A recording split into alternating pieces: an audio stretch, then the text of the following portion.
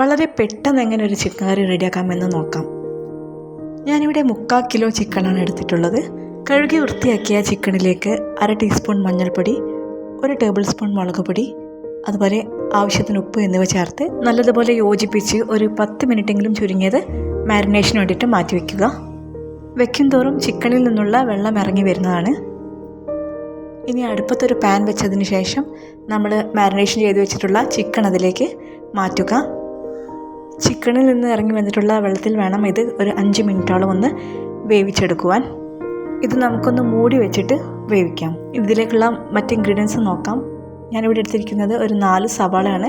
2 വലുതും 2 ചെറുതുമാണ് എടുത്തിട്ടുള്ളത്. 3 ചെറിയ തക്കാളി, 2 പച്ചമുളക്, വലിയ പച്ചമുളകാണ് എടുത്തിട്ടുള്ളത്.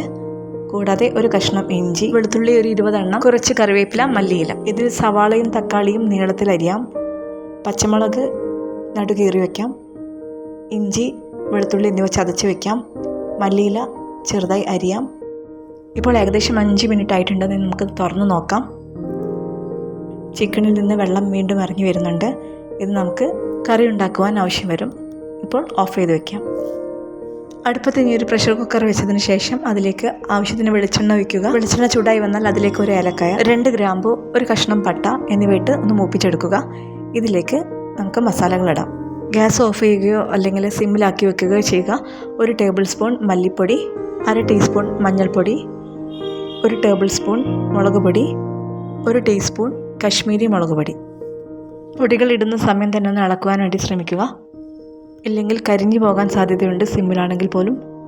പൊടികളുടെ പച്ചമണം പോകുന്നത് വരെ ഒന്ന് വഴറ്റിക്കൊണ്ടിരിക്കുക. ഏകദേശം 1 മിനിറ്റോളം മതി. അതിനുശേഷം നമുക്ക് അരിഞ്ഞു വെച്ചിട്ടുള്ള സവാള ഇടാം. സവാള നല്ലതുപോലെ ഒന്ന് വഴറ്റിയെടുക്കുക. പെട്ടെന്ന് വഴന്ന് കിട്ടാൻ വേണ്ടിയിട്ട് നമുക്കതിലേക്ക് ആവശ്യത്തിന് ഉപ്പ് ചേർക്കാം.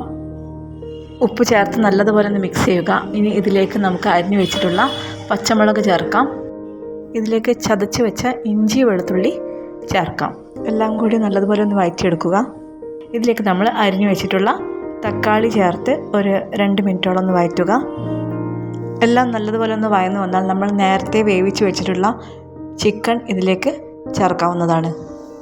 ഇനി എല്ലാം ഒന്ന് നല്ലതുപോലെ മിക്സ് ചെയ്തതിന് ശേഷം ഒരു 1/2 കപ്പോളം വെള്ളവും ഒഴിച്ച് ആവശ്യമെങ്കിൽ ഉപ്പ് ചേർത്ത് നമുക്ക് കുക്കർ അടച്ച് ഒരു 3 മുതൽ 4 വിസിൽ വരുന്നവരെ വെയിറ്റ് ചെയ്യാം.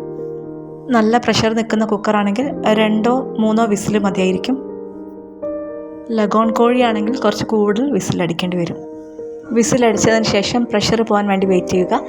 തണുത്തതിന് ശേഷം ചിക്കൻ വേവിച്ച പാനിലേക്ക് തന്നെ മാറ്റുകയാണ്. ഇനി ഇതിൽ സിമ്മിൽ ഒരു 2-3 മിനിറ്റോളം ഒന്നുകൂടി വേവിക്കാം. അതിനുശേഷം നമുക്കിതിലേക്ക് 1 ടീസ്പൂൺ ഗരം മസാല ഇടാം. വീട്ടിൽ എങ്ങനെയാണ് ഗരം മസാല പൊടിക്കുക എന്ന വീഡിയോ ഞാൻ ഓൾറെഡി അപ്ലോഡ് ചെയ്തിട്ടുണ്ട്. അതൊന്ന് കാണുക. ഈ ഗരം മസാലയുടെ ഫ്ലേവറും കൂടി ചിക്കനിലേക്ക് വന്നതിന് ശേഷം അതിലേക്ക് മല്ലിയില, കറിവേപ്പില എന്നിവ ഇട്ട് നമുക്ക് കറി വാങ്ങി വയ്ക്കാം. എരിവ് കൂടുതൽ ആവശ്യമുള്ളവർക്ക് കുറച്ച് കുരുമുളക് പൊടിച്ചിടാം. എല്ലാവരും ഒന്ന് ട്രൈ ചെയ്തതിന് ശേഷം അതിൻ്റെ അഭിപ്രായം കമൻറ്റിലൂടെ ഒന്ന് അറിയിക്കണം. കൂടാതെ ഇഷ്ടപ്പെടുകയാണെങ്കിൽ മറ്റുള്ളവരിലേക്ക് ഒന്ന് ഷെയർ ചെയ്ത് ഒന്ന് സപ്പോർട്ട് ചെയ്യുക.